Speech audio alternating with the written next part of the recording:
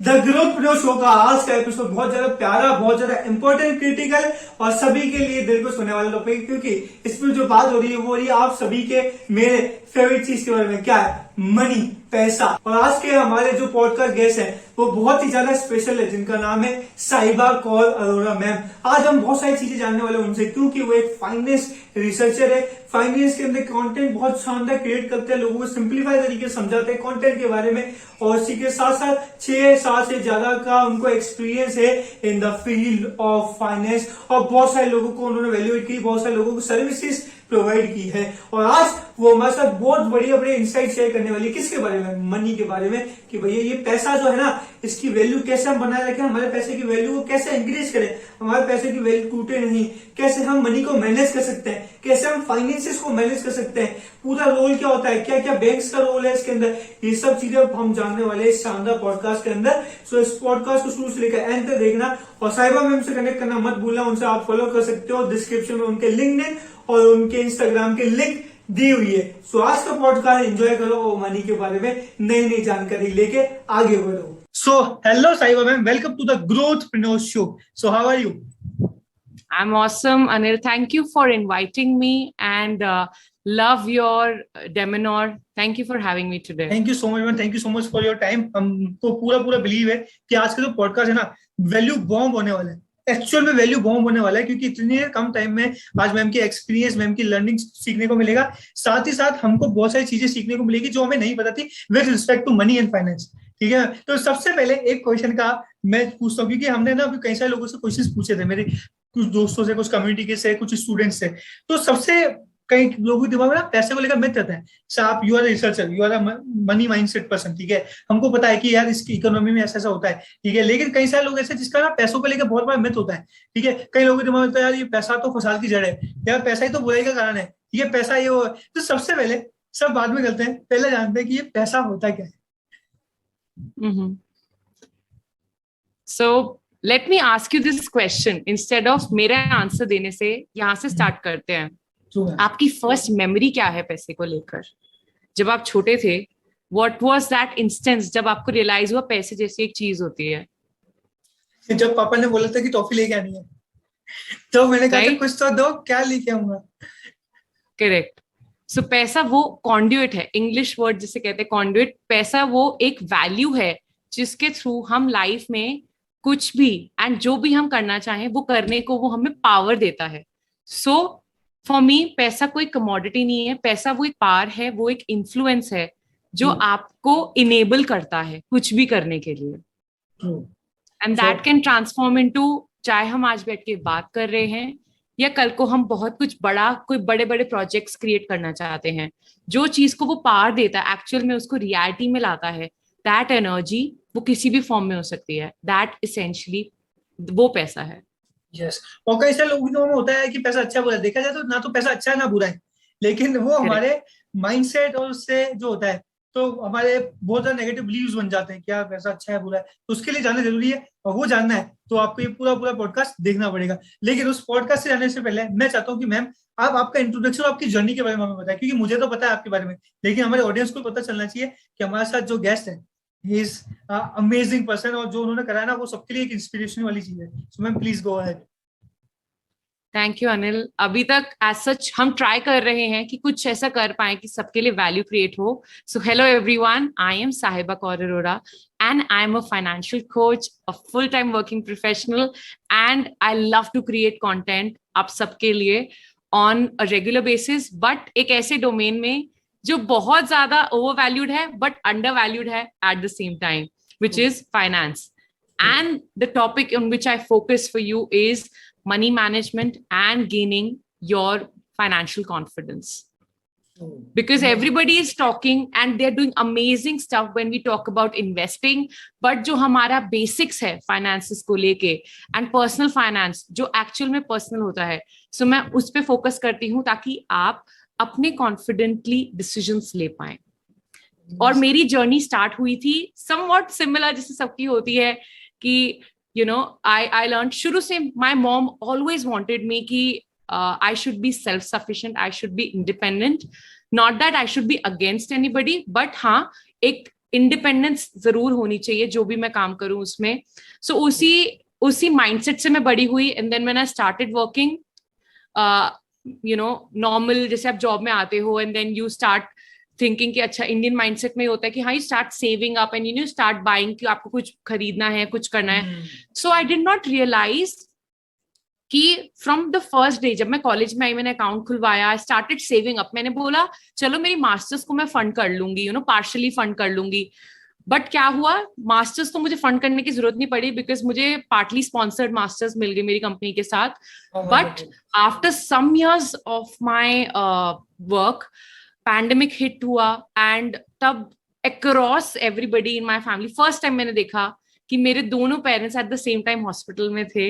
And ऐसा time था कि स्पेस भी नहीं मिल रही थी. तो एक पेरेंट मेरे सिटी के एक कॉर्नर में था, मैं दिल्ली से हूँ. सो एक पेरेंट एक कॉर्नर में उनको एडमिशन मिला और दूसरे पेरेंट दूसरे कॉर्नर में. सो उस वक्त जो एक इमोशनल आप कह लो प्रॉब्लम तो डेफिनेटली आती है. बट एक चीज जिसने मुझे वो नहीं हुआ. I'll tell you why, because मेरी मॉम ने बहुत स्ट्रॉन्ग शुरू से बनाया है दैट टफ टाइम्स में ब्रेक नहीं होना. ठीक है, you have to fight at that situation. But जो चीज ने मुझे उस वक्त एक्चुअल में पार दी वो थे मेरे इमरजेंसी फंड्स, वो थे मेरे principles with respect to money, और वो था मेरा बिलीफ मनी को लेकर. क्योंकि ये पार है मेरे पास, चाहे मेरे पेरेंट्स मेरे साथ कॉन्शियस नहीं है, बट ये जो उन्होंने मुझे माइंडसेट दिया है और ये जो मेरे पास कैपेबिलिटी है कि मैं फाइनेंशियली, मुझे एक सेकंड नहीं सोचना चाहे इंश्योरेंस कवर करे या ना करे. उस मोमेंट के बाद जो मतलब with God's grace my parents are fine and they are back to normal. But जो पार उस मोमेंट में मुझे मनी ने दी, उस पार को I felt that people in our times need to know कि पैसे को सही से कैसे चैनलाइज किया जाए कि वो उनके सही टाइम पर, चाहे वो अच्छा टाइम हो चाहे वो थोड़ा टफ टाइम हो, उस टाइम पे उनके यूज आ सके. वहां से मेरी जर्नी स्टार्ट हुई that I wanted myself to optimise my taxes, चाहे I wanted to get smarter with my money, या फिर मुझे अपने मनी से कॉन्फिडेंस गेन करना था. एंड आई थॉट सिर्फ मेरे तक क्यों, मेरे कजन्स भी मुझसे पूछते थे. फिर मैं थोड़ी और एक्टिव हो गई, फिर मेरे फ्रेंड्स में ही गई. And then I realise, then I found amazing mentors जिन्होंने बोला no, this is your purpose and it's not for you. आपको इसको सोसाइटी के लिए अपने आप को सर्व करने में आपको लगाना चाहिए. So that's where it started with me. So वही वाली बात है, चैंपियंस की यही पहचान होती है कि वो बिखरते नहीं है, वो निकलते हैं जब भी टफ टाइम होता है. So we have a champion with us, ma'am Sahiba. So ma'am बहुत ज्यादा इंस्पिरेशनल स्टोरी थी, क्योंकि एक्चुअल में वही होता है कि हम जब बिलीव्स अच्छे होते हैं ना पैसे को लेकर, जब वो हमारे पास चीज होती है, तो आपने बताया जिस टफ टाइम में आपके काम है, तो वैसे हमारे लिए ये काम आता है. सो आपकी स्टोरी से एक्चुअल में सबको इंस्पिरेशन मिला होगा कि yes, if you have a right belief system, so कितना भी बड़ा ब्रेक डाउन आए आप वहां से ब्रेक थ्रू हो सकते हो और सक्सेसफुल हो सकते हो. So ma'am, this was really nice and inspirational journey of you. और मैम जैसे आपने, ये तो हो गया आपकी personal life, and what about your professional life? So what is your journey about, and what is your journey to become a finance coach? Yes. So like एक personal trigger ये था कि मेरी मॉम शुरू से मुझे बोलती थी be independent. So I always used to take care कि अपने इमरजेंसी फंड्स तो एक वन थिंग, इमरजेंसी के अलावा भी अगर हमारी डेफिनेशन है इमरजेंसी फंड्स की 6 months, मेरी डेफिनेशन है कि 6 to 12 months के आपके पास इमरजेंसी एक्सपेंसेस होने चाहिए. सो वो एक हैबिट बन गई. एंड देन बिकॉज मेरा बैकग्राउंड एक रिसर्चर है, मेरे पास बैचलर्स एंड मास्टर्स दोनों फाइनेंस में है. But despite of that when I started working, I found it difficult अपने टैक्सेस कैसे मैनेज करूं. एंड आई थिंक मुझे स्टार्टिंग के 2 साल जब मेरी काइंड ऑफ स्टाइपेंड पे थी मैं, मुझे तब टैक्सेस एक्चुअली में पे नहीं करने थे according to law. But because मेरी टैक्स मैनेजमेंट इतनी गलत थी, मुझे आती नहीं थी, आई पेड टैक्सेस, जबकि मैं टैक्स लैब में मेरे को आना नहीं चाहिए था, क्योंकि मैंने एग्जेम्पशंस और डिडक्शंस को यूज ही नहीं किया. सो वहां से एक स्टार्ट हुआ कि ये तो मतलब it's a shame on me कि ये सब डिग्रीज होने के बाद भी इट्स यूजलेस. तो रिसर्च किया, बिकॉज रिसर्च फील्ड में मैं हूँ. एंड फिर समझा कि नहीं, you need to get little smart with money, right. फिर एक एक्सपेरिमेंट किया. तब ऐसा होता था कि मैं अपने फादर के साथ बैठ के इनकम टैक्स के बारे में समझती थी या फाइल करती थी सीए के साथ बैठ के.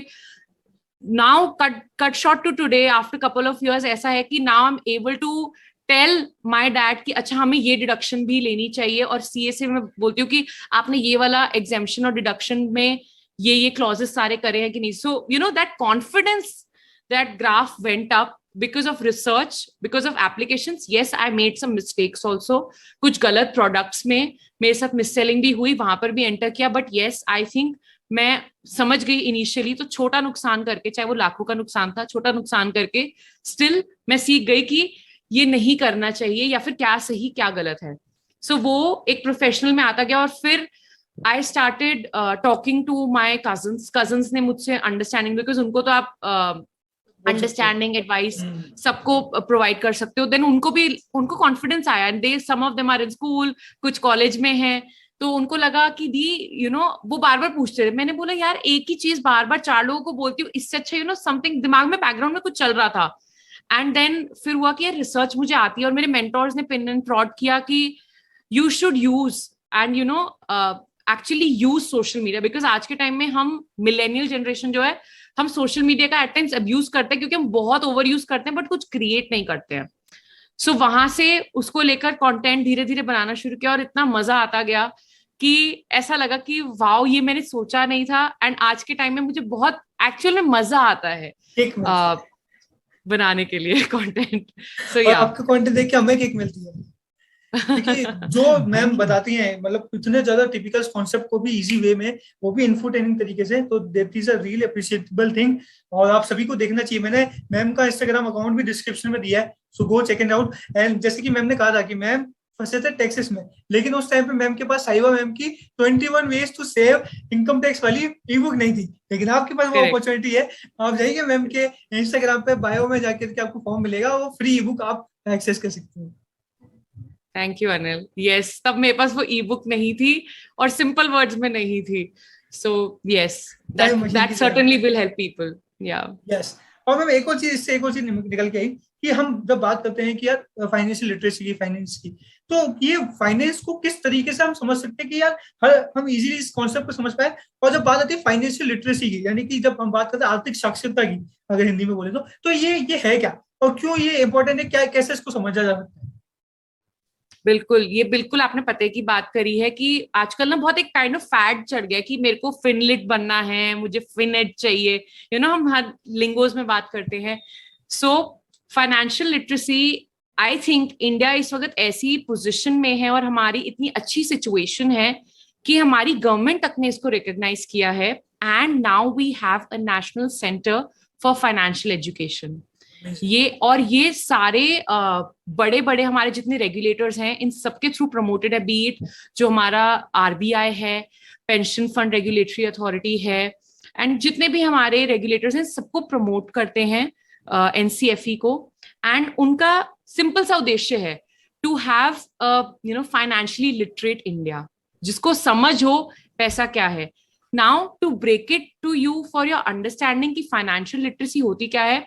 फाइनेंशियल लिटरेसी सिंपल वर्ड्स में यही होते हैं. लिटरेसी आप मानते हैं एक तरफ कि लिटरेसी होता है कोई पढ़ना लिखना सीख सके, या पढ़ सकता है, बोल सकता है, लिख सकता है, वो लिटरेट होता है. और फाइनेंशियल लिटरेट होता है जो फाइनेंशियल कॉन्सेप्ट्स, ना कि बहुत कॉम्प्लिकेटेड बेसिक कॉन्सेप्ट्स को पढ़ सकता है, लिख सकता है और उसमें बोल सकता है.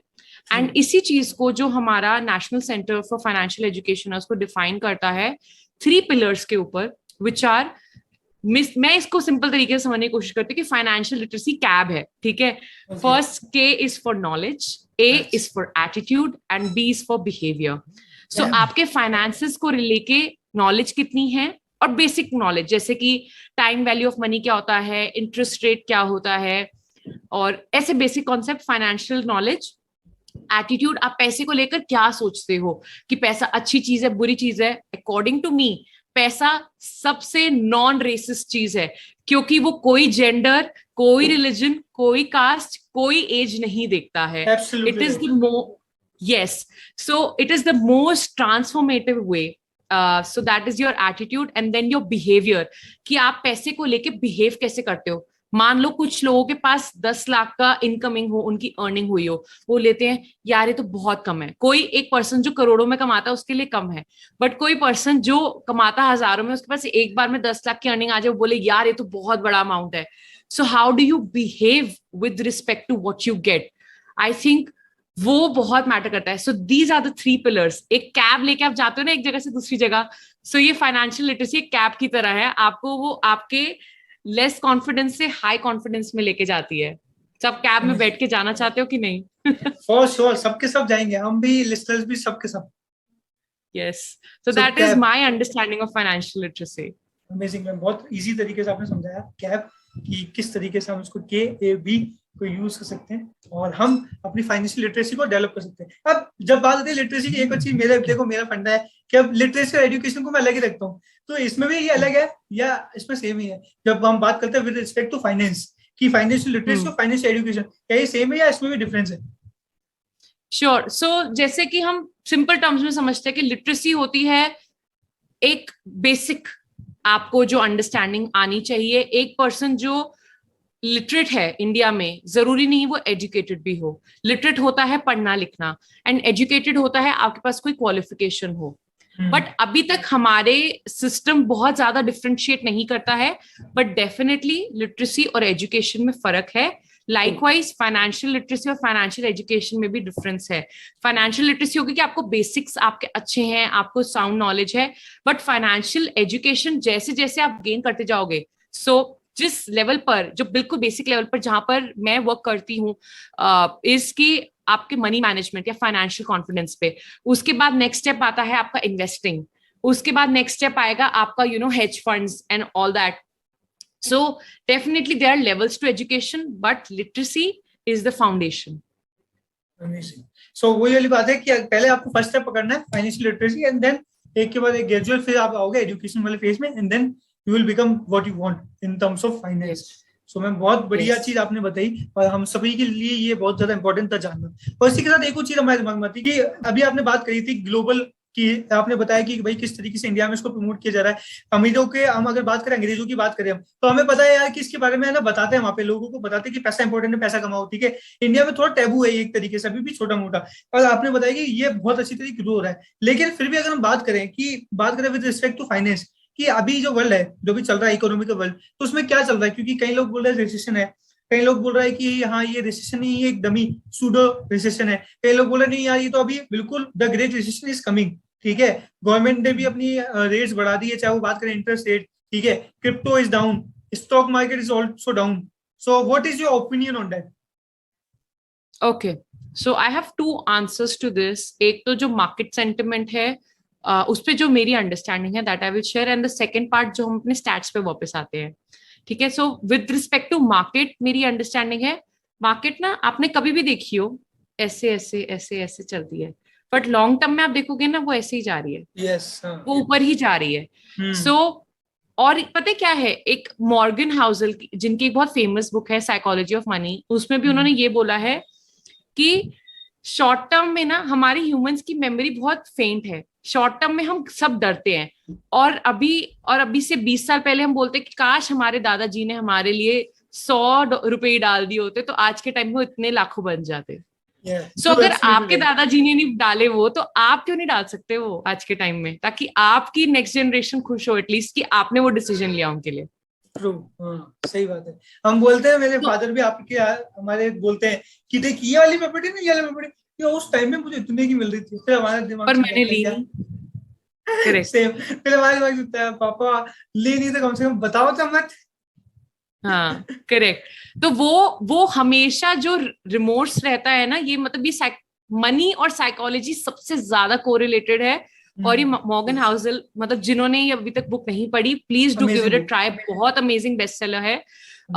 इसमें यू विल सी कि मनी एक्चुअल में नंबर्स नहीं, आपके दिमाग से कितनी रिलेटेड है। सो वहां से ये ऑल दीज थिंग्स उन्होंने बहुत डिटेल में डिस्कस करी हुई है। So do give it a try.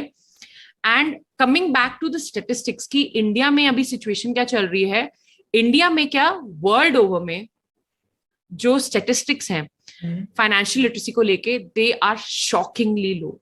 India में financial literacy is around 74% as per a 2019 or 2021 survey. But on the other hand, हमारा जो नेशनल स्टैटिस्टिकल सर्वे होता है, नेशनल स्टैटिस्टिकल ऑफिस, उनके अकॉर्डिंग इतना है 74%। कुछ स्टेट्स में like we know, like Kerala and all, वहां पर बहुत हाई लिटरेसी है, in some parts it's even touching 100%, but on an average India में इतना है। But we talk about financial literacy, it is a shocking 27%। It's very true. Very low. So imagine जो लोगों को लिखना पढ़ना आता है उसमें से केवल 1/3 लोग ही फाइनेंशियली लिटरेट है, एंड मैं भी उनमें से एक थी डेफिनेटली। एंड मेरे लिए सबसे बड़ा रियलिटी चेक था कि despite of my degrees in finances I was not financially literate. ये हमारी रियलिटी है, और ये सिर्फ इंडिया की नहीं, वर्ल्ड ओवर में स्टेटिस्टिक्स अराउंड 20 to 30% ही हैं। और एक चीज जो ड्यूरिंग माई रिसर्च मेरे को पता चली, ग्लोबली जितनी एडवांस्ड इकोनॉमीज हैं, you know the top, some of the top advanced economies such as US, UK, you know some economies of Europe, not all, उनमें जो फाइनेंशियल लिटरेसी का स्कोर है that is actually around and above 60%। And जो least developed countries हैं, least developed economies हैं, उसमें around 30 to 40% के बीच में ही है। सो चाहे यहाँ पर कॉज हो ना हो, यहाँ पर एक कोरिलेशन जरूर है कि अगर आपके पास फाइनेंशियल लिटरेसी कम है तो पॉसिबिलिटी है कि आपके पास इकोनॉमिक डेवलपमेंट भी कम होगी। ट्रू, हाँ, एब्सोल्युटली राइट। वो तो वाली बात है, अगर हमें पता ही नहीं कि एक्चुअल में जो हमारे पास खेत है उसमें किस तरीके से हमें खेती करनी है, सो यील्ड तो वैसे बहुत कम होगी, आएगी भी तो भी थोड़ी बहुत। लेकिन अगर हमें पता है एक्चुअल में कि कौन सा इक्विपमेंट कैसे यूज करें और कब कब करना है, सो यील्ड भी ज्यादा होगी, प्रॉफिट भी ज्यादा होगा। करेक्ट। तो अपने रिसोर्सेज को मोबिलाइज ही हमें करना नहीं आता, तो जब हम वो सीखेंगे it will be lot better. यही एक आई थिंक एनसीएफई का मिशन है, यही, और हमारी न्यू एजुकेशन पॉलिसी जो नेशनल एजुकेशन पॉलिसी 2020 है, उसमें भी फाइनेंशियल लिटरेसी को एक क्रिटिकल एडल्ट स्किल बताया गया है। सो उस पे भी वर्क करा। So that's why I think India is in a very good position, क्योंकि हमारे पास जो यूथ है वो भी बहुत ज्यादा है and it is just growing. And हमारे पास फैसिलिटीज एक्चुअली जो जिस वे से हमारे कंट्री में फिनटेक वर्क करता है वो काफी डेवलप्ड इकोनॉमी से भी मच बेटर सिचुएशन में है। So we have all the resources, it's just that हमें मोबिलाइज करना है।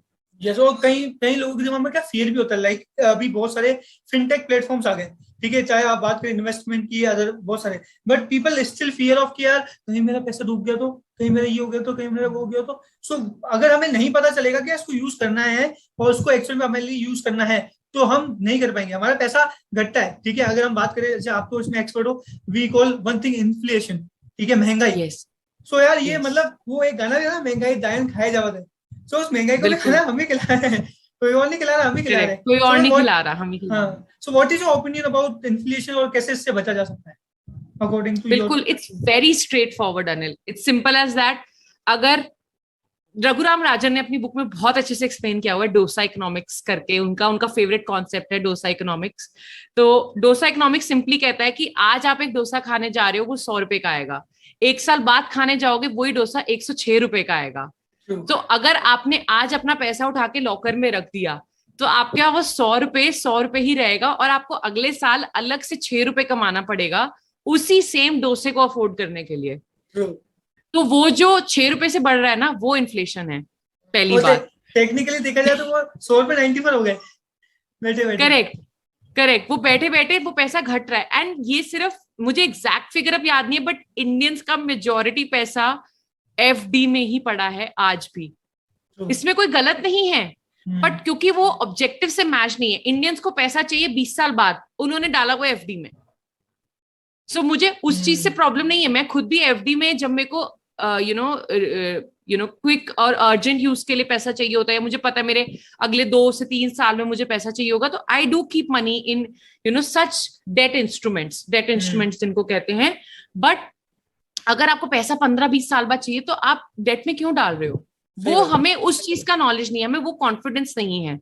That is very important to understand. Absolutely right. और मैम इसी के साथ साथ एक और चीज की आती है बात, कि जब हम बात करते हैं ना पैसे की, तो एक कॉन्सेप्ट है, ठीक है, 2 कॉन्सेप्ट है वैसे तो, मैं चाहता हूँ चलो हम पहले एक क्वेश्चन बात करते हैं, व्हाट इज मनी मैनेजमेंट, ठीक है। उसके बाद एक और क्वेश्चन है कि आप बहुत सारे लोगों को फाइनेंस देखते हो, सो अमीर कैसे अमीर बनते हैं, कुछ सीक्रेट अगर हमें पता चल जाए 5 तो हम सभी के लिए बहुत बढ़िया रहेगा। श्योर। सो लेट्स अंडरस्टैंड कि मनी मैनेजमेंट क्या है। तो मनी मैनेजमेंट बहुत सिंपल है, जो पैसे को मैनेज, सिंपल टर्म्स में पैसे को मैनेज कैसे करा जाए, ऐसे मान लो कि यूजिंग, सिंपल डेफिनेशन जो मैं अपने लिए रखती हूँ, using your limited resources of capital to save, invest, spend and plan your future goals. सब कुछ आपने जो मैनेज करना, आपको जो जिस तरीके से आप उसको हैंडल करते हो अपने फाइनेंसेस को, अपने सारे लाइफ के एस्पेक्ट्स को के लिए, that is called money management. True, absolutely. पर यहाँ पे फिर एक और चीज आती है कि कैश फ्लो को मैनेज करना पड़ेगा। So ma'am please explain one concept about cash flow और उसको कैसे मैनेज करें। उसकी अगर आप एक टिप दे दें हमें, प्यारी सी बड़ी सी, तो हम सभी के लिए बहुत बेनिफिशियल होगा। आई थिंक ये हमें सबसे अच्छा हमारी मदद सिखा सकती हैं, बिकॉज वो एक्सपर्ट है कैश फ्लो मैनेजमेंट की। कैश फ्लो मैनेजमेंट सिंपली होता है इनकमिंग और आउटगोइंग को मैच करना। आपने अपने सिंपल जो रूल कहते हैं ना, बजटिंग का रूल है, आपने बजट किया कि आपका पैसा कहाँ से आ रहा है और कहाँ कहाँ जा रहा है। अगर आपको यही पता, आज के टाइम में ये रियलिटी है, आप खुद चाहे चेक कर लेना, मैं भी अपने लिए कह सकती हूँ, अगर हमने यही चेक कर लिया ना कि हमें पता है कहाँ जा रहा है और कहाँ से आ रहा है, उसी में हमारा कॉन्फिडेंस बहुत बढ़ जाता है। हमारी mothers are amazing at it. Yes yes, कुल मिला के अगर प्रॉफिट में जाना है तो जितना जा रहा है उससे ज्यादा आना चाहिए, सिंपल। बिल्कुल। एंड जो बैलेंस अमाउंट है, मेजॉरिटी जितना आप उसमें, मतलब मेजॉरिटी भी नहीं, अगर आपके पास एज टाइम ज्यादा है, माइनॉरिटी भी, बट आप उसको इन्वेस्ट कर सके, तो दैट विल बी, आपको अभी नहीं, आपको लगेगा अभी यार 2000 का प्रॉब्लम है, 2000 सेव कर रहे हो, 5 कर रहे हो, 10 कर रहे हो, जितना बेस्ड ऑन योर इनकमिंग आप सेव कर रहे हैं। चाहे मैं कह रही हूँ आप 100 रुपीज करें for students for example, even if you do 100, but आपने वो हैबिट बिल्ड कर ली, 5 years down the line it will give you immense confidence. Discipline plus compounding will make you millionaire, ये मैंने एक कोट पढ़ा था, ठीक है, और ये अमीरों की सीक्रेट्स वाली किताब थी, उसमें पढ़ा था। सो उसी के साथ हम हमारे नेक्स्ट क्वेश्चन पे आते हैं कि मैम आपको पता है कि फाइनेंस की जब बात है तो अमीरों के कुछ सीक्रेट होते हैं, कुछ तरीके होते हैं। सो अगर आप हमें क्विकली अगर बता पाए कि टॉप 5 सीक्रेट जो हमें बस ध्यान रखना चाहिए कि यार अगर ये कर लिया तो अमीर बनने का रास्ता खुलेगा, तो प्लीज शेयर कीजिए। सो एज सच मेरी कोई चेकलिस्ट नहीं है अमीर बनने की, but what I strongly believe is, जो जितना मैंने स्टडी किया है या अंडरस्टैंड किया है, चाहे लोगों को ऑब्जर्व करके या फेमस की केस स्टडी पढ़ के, वो ये है, one is that they have it there in mind. और एक तरीके से आई थिंक एक जिद होनी चाहिए। किसी कहते हैं ना, बच्चों को कहते हैं कि जिद छोड़ दो, बट आई थिंक कुछ चीजों में जिद होनी बहुत जरूरी है। जितने भी लोग मैंने देखा सक्सेसफुल है, फाइनेंशियली सक्सेसफुल, उनके दिमाग में एक जिद थी, they had a craziness that I want to make it, I want to make something for myself. So वो एक जिद को आप जैसे पकड़े रखें, I think वो मैंने हर किसी में वो सेम एटीट्यूड देखा है। Majority, I would not say 100%, but majority में मैंने देखा है, they have that कि मुझे करना है और मुझे पैसा कमाना है। Absolutely. That is one thing that they have this mindset. और शिव खेरा जी भी एक चीज कहते हैं कि जिद है तो जीत है। बिल्कुल, और उसके बिना कुछ नहीं है। किसी भी चीज के लिए आपको जुनून चाहिए, और वो जुनून जिद से ही आता है। और जुनून के साथ कैप चाहिए। एक बार मैम आप छोटा सा अगर 30 सेकंड 1 मिनट के ना वापस प्लीज हमें एक्सप्लेन करें ताकि दिमाग में छप जाए। आज के डेट में एक चीज जो हम लेके जा रहे हैं पॉडकास्ट से, वो कैप बुक कर रहे हैं हम, आमदनी फाइनेंशियल फ्रीडम। यस, जो कैब है that will keep your back. चाहे आप कैब याद रखें चाहे बैक याद रखें। सो again, so for a quick recap, CAB is simply your financial knowledge, your financial attitude and your financial behavior. ये 3 pillars हैं हमारे financial literacy के। They make up your financial literacy. Yes. और फिर इससे ही हमारी शुरुआत होगी फाइनेंशियल एजुकेशन की, और फिर वहां से हमारी शुरुआत होगी फाइनेंशियली फ्री होने की, क्योंकि हर बंदा चाहता है फाइनेंशियल फ्रीडम, लेकिन इसको प्राप्त करने के लिए आपको मेहनत करनी पड़ेगी, सही तरीके से काम करना पड़ेगा, और साहिबा मैम को फॉलो करना पड़ेगा, साहिबा मैम के पॉडकास्ट सुनने पड़ेंगे ताकि हमें ये नॉलेज मिलती रहे। और मैंने डिस्क्रिप्शन में साहिबा मैम के इंस्टाग्राम अकाउंट की लिंक दे दी है, आप वहां से उनसे कनेक्ट हो सकते हैं। उनकी फ्री कंसल्टेशन कॉल जो कि 20 मिनट्स की होती है, जिसकी वर्थ है मोर देन 1000 रुपीज, वो आपको फ्री मिलेगी अगर आप बुक करोगे। साथ ही साथ आपको 21 वेज जो फ्री हमारी ई बुक है टैक्सेस बचाने की, वो भी आपको मिलती है फ्री ऑफ कॉस्ट। तो thank you so much ma'am for giving such a valuable content to us, और आपकी 2 हमारे जैक जो कि हमारी सारी ऑडियंस के लिए काम आएगा। आई होप कि हम नेक्स्ट पॉडकास्ट जब भी करेंगे बहुत जल्दी करेंगे, और ज्यादा बड़े हाई लेवल के क्वेश्चंस के साथ करेंगे, क्योंकि अब हमारी ऑडियंस जो है फाइनेंशियली लिटरेसी की तरफ आगे बढ़ चुकी है, तो हम नेक्स्ट लेवल पे जाएंगे और वैल्यूज को भर भर के देंगे, ताकि हम कहते हैं ना, अगर इंडिया को सोने की चिड़िया बनाना है, तो मेरे गुरुजी कहते हैं कि यार देख अनिल, अगर इंडिया को सोने की चिड़िया बनानी है, बातें मोटिवेशन से नहीं होगा। इंडिया की पर कैपिटा इनकम बढ़नी चाहिए। इंडिया की अगर इकोनॉमी ग्रो करेगी, इंडिया सोने की चिड़िया क्या, सोने का बाज बन जाएगा। तो हमने जो हमारी कंपनी स्टार्ट की ग्रो स्किल्स, उसमें हम ये चीज का ध्यान रखते हैं कि यार हम इंडिया की पर कैपिटा इनकम को बढ़ाने में कैसे योगदान दें। सो अगर आप भी अपनी पर कैपिटा इनकम को बढ़ाते हो, सो हम योगदान दे सकते हैं, हम सभी मिलके, कि हम इंडिया को वापस सोने का बाज बनाए, आगे बढ़े, ग्रो करें। तो आपको क्या करना है, बस कैब पकड़नी है और नॉलेज को इंक्रीज करना है, अपने एटीट्यूड को सही रखना है और अपने बिहेवियर को कंट्रोल में लेके आना है, ताकि आप वो अचीव कर पाए जो आप अचीव करने है। आप अमीर बनना है, फाइनेंशियल फ्री होना है, जो होना है वो सब आप अचीव कर पाएंगे अगर आप ये सब चीजें करेंगे। तो once again thank you so much Sahiba ma'am for being on our podcast the growthpreneur show. और हम ऐसे ही लोगों की लाइफ वैल्यूएट करते रहेंगे और साथ में और नए नए कोलैबोरेशंस करते रहेंगे। Thank you, Anil. Thank you for having me, and thank you so much for listening to me. Thank you so much ma'am. So we hope कि आपको आज का पॉडकास्ट बहुत समझ में आया होगा, बहुत अच्छा लगा होगा कि ये जो मनी का जो गेम है, चाहे डिजिटल करेंसी हो, कोई सी करेंसी, कार्ड हो, फिजिकल हो, उनका क्या सीन था, किस तरीके से हम हमारे मनी की वैल्यू को गिरने से बचा सकते हैं, किस तरीके से हम हमारे मनी की वैल्यू को बढ़ा सकते हैं और मनी मैनेज करके, फाइनेंस को मैनेज करके आगे ग्रो कर सकते हैं, रिच बन सकते हैं, अमीर बन सकते हैं। ये सब चीजें हमने सीखी। सो साहिबा मैम को फॉलो करना बिल्कुल मत भूलना। डिस्क्रिप्शन में उनके लिंक है, इंस्टाग्राम के भी और लिंक्डइन की भी। साथ ही कमेंट में बताना कि आपको कौन सा पार्ट सबसे बढ़िया लगा, और चैनल को सब्सक्राइब करके बेल आइकन को क्लिक करना, ताकि ऐसी ही पावरफुल नॉलेज वाला पॉडकास्ट, नॉलेज वाली वीडियोस आपके पास आती रहे। हम मिलेंगे आपसे नेक्स्ट वीडियो में, तब तक के लिए जय हिंद, वंदे मातरम।